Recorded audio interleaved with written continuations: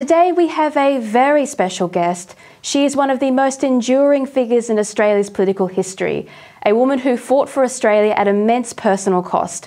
On many occasions, she and she alone has stood for what is right instead of what is politically convenient. No Australian politician has faced more scrutiny, media abuse or unfair treatment from her peers than Senator Pauline Hanson. Senator Hanson, welcome to the show. Thank you very much for having me on. It's great to talk to you. The first thing I did when I knew that I was going to have the great privilege of interviewing you was go through the archive to your 1996 maiden speech.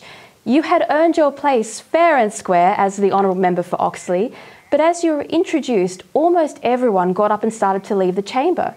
These were supposedly respectable members of Parliament who were acting like children.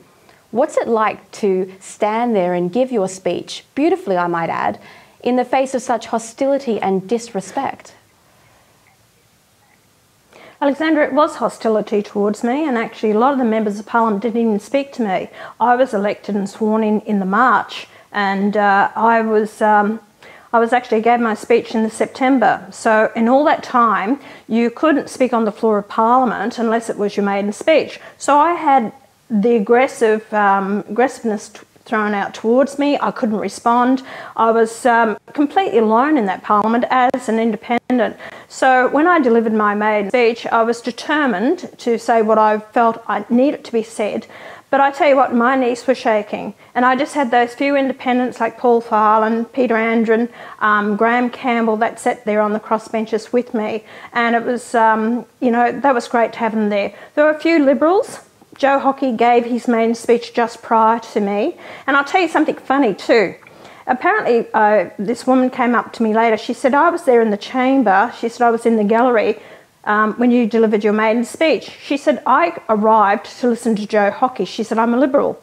And she said, the guard came up and said to me, there's this lovely lady who will be giving her maiden speech.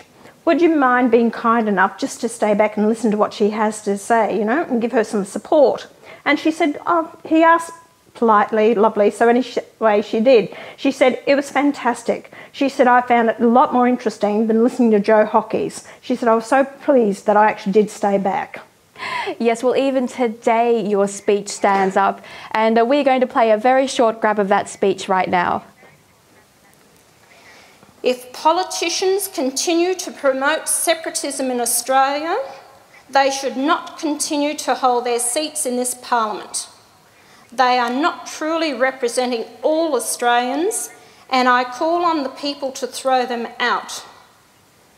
To survive in peace and harmony, united and strong, we must have one people, one nation, one flag.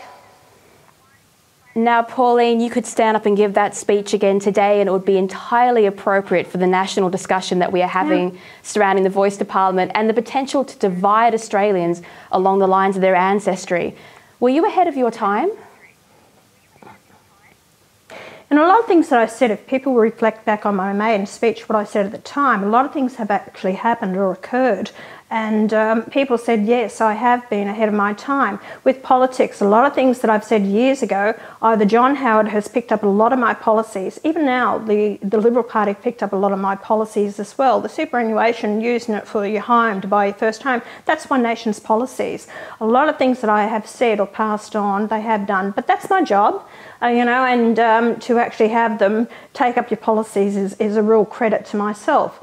But, I'm proud of what I delivered on that floor that time. And as I said in my opening lines, this is my country. I was born here. Where the hell am I supposed to go?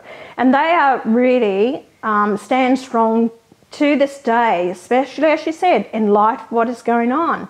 And people should be treated equally on an individual needs basis, not based on race. And if this goes ahead, Alexandra, this yes to the referendum, well, our constitution will become, divisive, and also at the moment it's colourblind. We're all Australians together, but it will divide us as a nation.